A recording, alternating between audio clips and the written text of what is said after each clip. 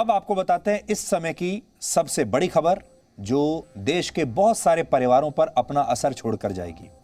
आज केंद्र सरकार ने देश में मेडिकल की पढ़ाई को लेकर एक बहुत बड़ा ऐतिहासिक फैसला लिया है। इस फैसले के तहत अब देश भर के मेडिकल कॉलेजों में ओबीसी समुदाय और आर्थिक रूप से कमजोर वर्ग के छात्रों को भी आरक्षण मिलेगा। यानी यह फैसला केंद्र की मोदी सरकार का एक ऐसा मास्टर स्ट्रोक है जो देश के पिछड़ों और आर्थिक रूप से कमजोर छात्रों को सीधे तौर पर फायदा देगा।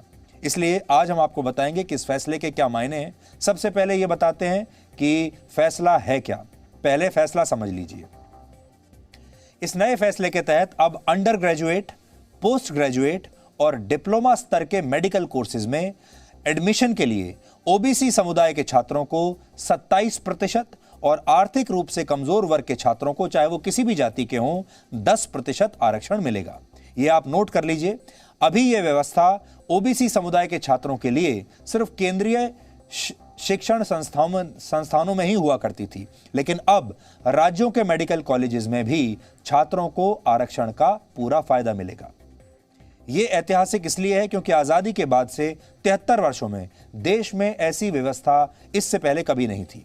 मोदी सरकार का यह फैसला इसी सत्र से यानी 2021 और 22 से लागू हो जाएगा और इसमें ऑल इंडिया कोटा स्कीम के तहत ओबीसी समुदाय और आर्थिक रूप से कमजोर वर्ग के छात्रों को MBBS, doctor of medicine, master of surgery, diploma, bachelor of dental surgery और एमडीएस के मेडिकल कोर्सेज में आरक्षण के आधार पर दाखिला मिल सकेगा इसी साल से।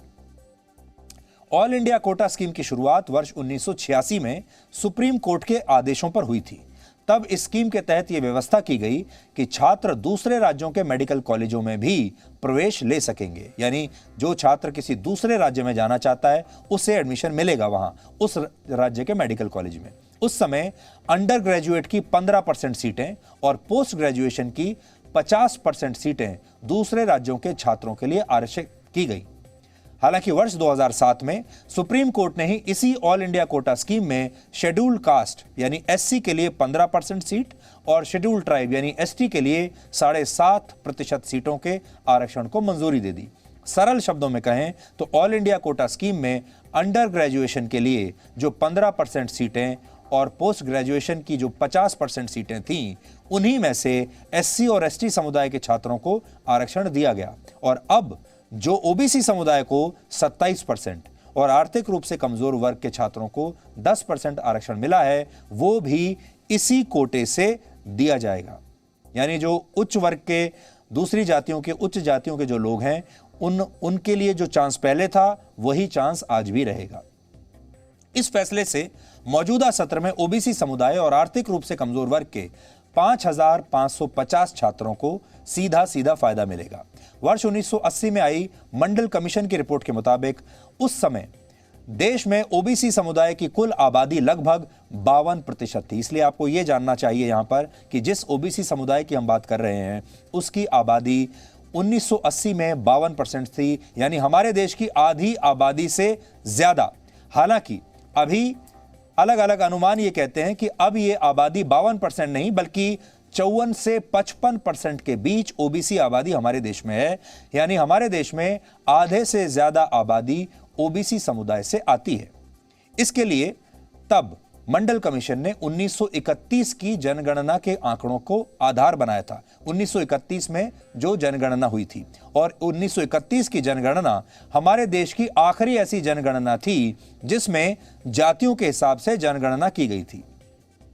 अब जो जनगणना होती है वो जाति के हिसाब से नहीं होती, इसलिए अब जो जनगणना होगी उसमें आप ये कभी पता नहीं लगा पाएंगे कि हमारे देश में किस जाति के किस वर्ग के कितने लोग रहते हैं।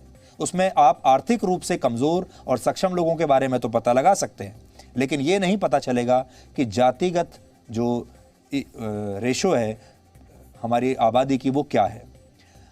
इसलिए 1930 के दशक में जो जनगणना हुई उसको आधार बनाया गया। हालांकि इसमें एक खामी तब यह थी जो 1931 में ये जनगणना हुई कि तब नौकरियों और शिक्षा में आरक्षण की व्यवस्था शुरू ही नहीं हुई थी और बहुत सारे लोगों ने जो कमजोर जाति के थे, जो नीची जाति के थे, उन्होंने भी खुद को ऊंची जातियों का बता दिया था। यानी उस समय जनगणना के समय उन्होंने अपनी जाति गलत बता दी थी और तब उन्हें यह भी नहीं पता था कि उन्हें आरक्षण मिलने वाला है। यानी अगर लोग ईमानदारी से उस समय ये बताते तो ओबीसी समुदाय की आबादी अब से कहीं ज्यादा होती। वर्ष 2007 में जब नेशनल सैंपल सर्वे ऑर्गेनाइजेशन ने अपनी एक रिपोर्ट पेश की तो उसमें बताया गया कि देश में ओबीसी समुदाय की आबादी 41% है। हालांकि अनौपचारिक आंकड़ों के मुताबिक देश की कुल आबादी में ओबीसी समुदाय की हिस्सेदारी 54% मानी जाती है, जैसा कि हम आपको बता रहे थे। यानी आज जो फैसला लिया है वो इस विशाल समुदाय को सीधे तौर पर साधने का काम करेगी।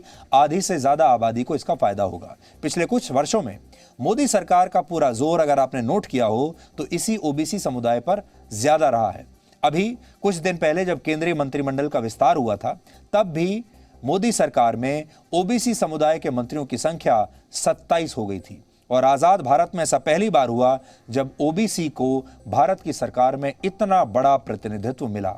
बड़ी बात यह है कि प्रधानमंत्री नरेंद्र मोदी खुद भी इसी ओबीसी समुदाय से आते हैं। लेकिन इस फैसले का एक बड़ा प्रभाव उत्तर प्रदेश में अगले साल होने वाले विधानसभा चुनावों पर भी दिखेगा।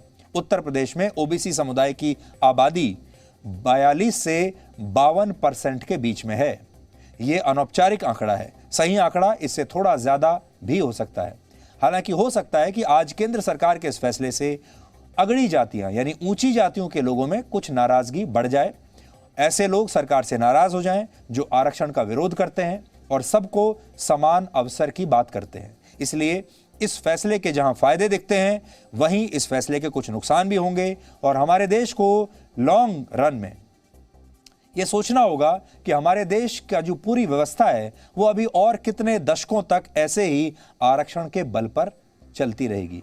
हमारा यहां पर शुरू से जी न्यूज़ का कहना यह है कि भारत को अगर सुपर पावर बनना है, बड़ी शक्ति बनना है और आगे चलकर सक्षम बनना है तो धीरे धीरे करके सारे आरक्षणों को हटाना होगा। किसी के लिए कोई आरक्षण होना ही नहीं चाहिए। लेकिन यह स्थिति तब आएगी जब हमारे देश का जो कमजोर वर्ग है, जिसे अभी तक 70 वर्षों में कोई मौका नहीं मिला, जिसके पास मौकों की कमी है, जिस दिन उन्हें भी बराबर के मौके मिलने लगेंगे, जिस दिन उन्हें भी बराबर का दर्जा मिलने लगेगा, जिस दिन वो भी सक्षम हो जाएंगे, उस दिन इस आरक्षण को मिटा दिया जाना चाहिए। आरक्षण किसी के लिए नहीं होना चाहिए। मेडिकल कॉलेजों में आरक्षण के इस फैसले के साथ आज देश की नई शिक्षा नीति को भी 1 साल पूरा हो गया है। वैसे तो कोरोना वायरस की वजह से हमारे देश के स्कूल और कॉलेज पिछले 1.5 साल से बंद पड़े हैं, लेकिन शिक्षा नीति अपना काम लगातार कर रही है। इस पर किसी ने ताला नहीं लगाया। प्रधानमंत्री मोदी ने आज यह बताया है कि नई शिक्षा नीति के तहत 8 राज्यों के 14 इंजीनियरिंग कॉलेज 5 भारतीय भाषाओं हिंदी, तमिल, तेलुगु, मराठी और बांग्ला में इंजीनियरिंग की पढ़ाई शुरू करने वाले हैं। इंजीनियरिंग के कोर्स का 11 भारतीय भाषाओं में ट्रांसलेशन के लिए एक टूल भी डेवलप किया जा चुका है। इसके अलावा साइन लैंग्वेज को पहली बार एक भाषा विषय यानी एक सब्जेक्ट का दर्जा प्रदान किया गया है और अब छात्र इसे एक भाषा के तौर पर भी पढ़ पाएंगे। इससे भारतीय साइन लैंग्वेज को बहुत बढ़ावा मिलेगा और दिव्यांगों को भी मदद मिलेगी। इस पर प्रधानमंत्री मोदी ने आज और क्या कहा है, आज आपको सुनना चाहिए। बीते 1 वर्ष में आपने भी ये महसूस किया होगा कि राष्ट्रीय शिक्षा नीति को किसी भी तरह के दबाव से मुक्त रखा गया है। जो ओपननेस पॉलिसी के लेवल पे है, वही ओपननेस स्टूडेंट्स को मिल रहे विकल्पों में भी है। अब हर युवा अपनी रुचि में, अपनी सुविधा से कभी भी एक स्ट्रीम को चूज कर सकता है, छोड़ सकता है। अब कोई कोर्स सेलेक्ट करते समय ये डर भी नहीं रहेगा कि अगर हमारे डिसीजन गलत हो गया तो क्या होगा। नई राष्ट्रीय शिक्षा नीति के तहत जो ये नए कार्यक्रम शुरू हुए हैं, उनमें भारत का भाग्य बदलने का सामर्थ्य है। अब हायर एजुकेशन में मीडियम ऑफ इंस्ट्रक्शन के इसके लिए स्थानीय भाषाओं में भी एक विकल्प होगी। मुझे खुशी है कि 8 राज्यों के 14 इंजीनियरिंग कॉलेज 5 भारतीय भाषाएं हिंदी, तमिल, तेलुगु, मराठी और बांग्ला में इंजीनियरिंग की पढ़ाई शुरू करने जा रहे हैं। तो अगर आपके बच्चे स्कूल में पढ़ते हैं, कॉलेज में पढ़ते हैं, या आप चाहते हैं कि आपके बच्चे एक दिन बड़े होकर इंजीनियर बने, डॉक्टर बने, वो इंजीनियरिंग कॉलेजेस में जाएंगे, मेडिकल कॉलेजेस में जाएंगे, तो आपको एक बात यहाँ समझनी होगी कि भारत की शिक्षा के क्षेत्र में, भारत में अब क्रांति आ रही है।